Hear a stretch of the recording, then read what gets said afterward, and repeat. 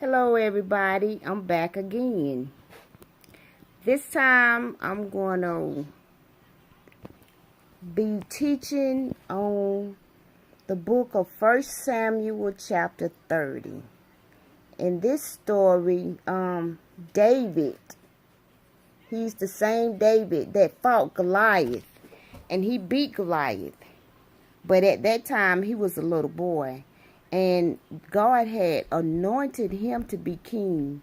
But he's not king yet, because Saul is still king over his people, Israel.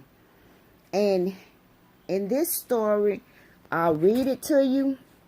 It said, "Now it happened when David and his men came to Ziklag on the third day that the Amalekites had invaded the south, and Ziklag attacked Ziklag and burned it with fire, and had taken captive the women and those who were there, from great to small.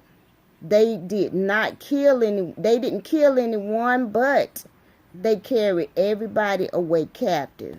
So David and his men came to the city, and there it was, burned with fire. And their wives, their sons, and their daughters had been taken captive. When David and the people who were with him lifted up their voices and wept until they had no more power to weep. And David's two wives, Ahinoam the Jezreelitess, and Abigail the widow of Nabal the Carmelite, had been taken captive. Now David was greatly distressed, for the people spoke of stoning him, because the soul of all the people were grieved, every man for his sons and his daughters. But David strengthened himself in the Lord his God." That means David encouraged himself. How many times have you had your friends, they were all around you? As long as you had money, you had friends. But soon as all the money was gone, your friends were gone. Maybe you had your own car. As long as you was driving around and driving them around, they stuck by you. Or you could have had your own home. As long as you were in your own house and making your own rules, paying your own bills, you had plenty of friends. But then, one day, your car got repossessed. When your car was taken, your friends were gone. Or you got evicted from your house. And as soon as you got evicted, you didn't have a friend in the world. If you needed somewhere to stay, they wouldn't even let you come to their house and even sleep on their chair. They were gone along with your house. Or money. As soon as you spent all the money, all your friends were gone too. That'll happen to you. But you shouldn't let it bother you, because that way God is showing you that they weren't really your friends anyway. A true friend will stick by you through thick and thin. And that true friend, his name is Jesus. Through the good times and the bad times, he's right there with you. Because he's the one that blesses you in all the times. The good times and the times where it seems like things are bad.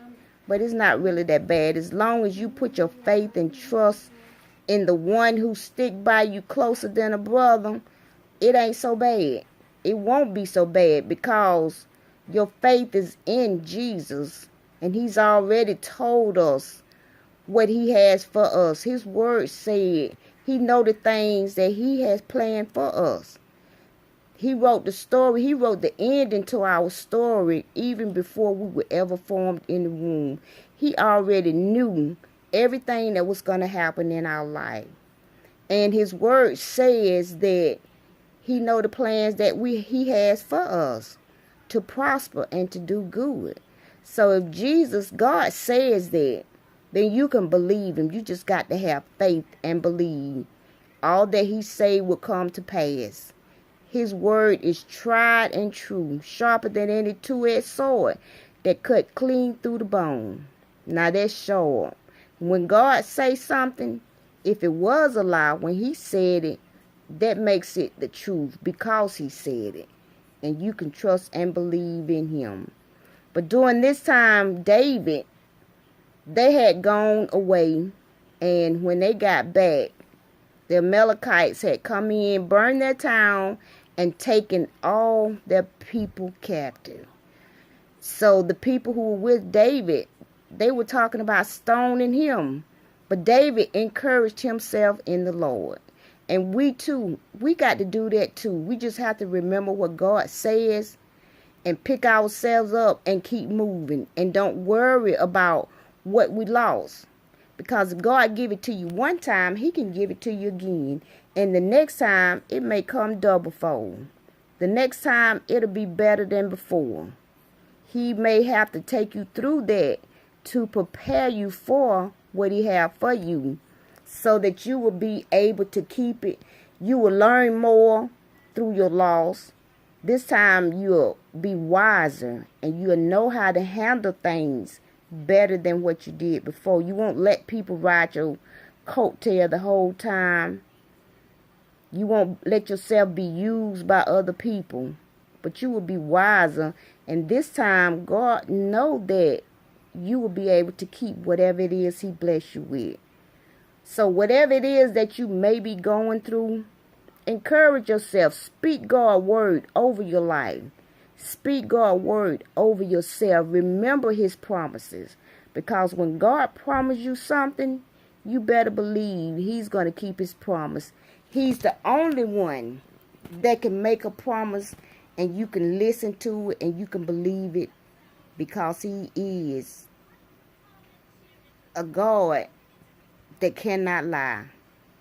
Nor the Son of Man that he don't have to repent. So believe him.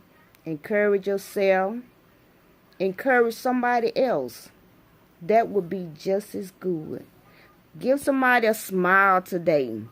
That you may be the only person that has been kind to them that day or that week. Smile at somebody. Say good morning. Say good evening. Help somebody to get out their car, get in their car. Whatever it is that you can help them do. Be a positive encouragement to them. Help them and do what it is that God has ordained you to do, or what God has anointed you to do. And that is to be a positive influence with somebody. Thank you. You have a blessed day. And don't forget to hit that subscribe button. We're going to have more coming to you next week. Thank you. Be blessed. Bye-bye.